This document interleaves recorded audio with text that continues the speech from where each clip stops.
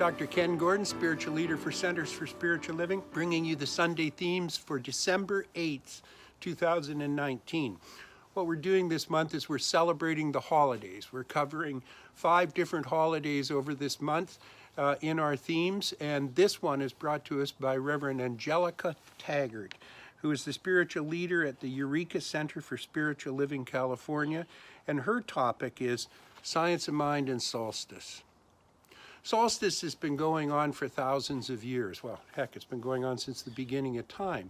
It really is that time in the year when it's perfectly balanced between night and day.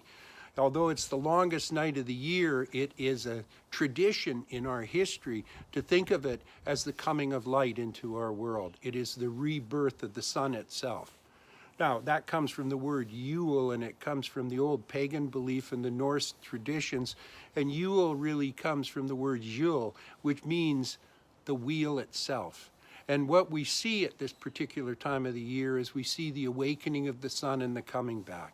We can only imagine what it must have been like to live thousands of years ago and see the years shorten and shorten and shorten, or the days shorten and shorten and shorten, until suddenly we recognize that there is a rebirth and it's coming back again. Must have been hard times for some people, especially those of us who live in the north, when the days become so short. But it gives us the opportunity to really awaken within ourselves the rebirth of our own life and our own time. That's why it's been a celebration for so many thousands of years, and I'm sure will continue to be so. Dr. Holmes said that if we could come to the universal wholeness, we must approach it through the law of its own nature, and that this perception is always an inner light for the individual that can be used for such knowledge as they inwardly possess. He also wrote that spirituality may be defined as an atmosphere of good, the realization of God. It cannot and does not borrow its light from another. It springs from within, coming from the wellspring of its own self-existence. It is a revelation of the self to the self, one's own at one-ment with reality. And he wrote that in the Science of Mind textbook. One of the beautiful things that we can recognize and know is that light is infinite and that it's always available to us. All we need to do is really light a candle to recognize how when we light it, the light that goes to the candle, the flame that goes to the candle, does not in any way diminish the flame that lit it. This is an ever-expanding principle and law of life itself.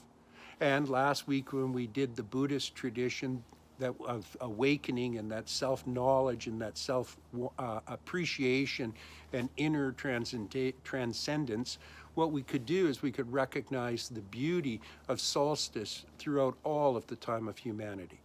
The awakening within our own self of the light and the joy and the beauty, and most importantly, the knowledge and the awareness of the infinite potential and possibility of the goodness of life that exists everywhere. Have a wonderful solstice. Have a wonderful week. I'll talk to you next week. Know you're loved and honored. God bless you.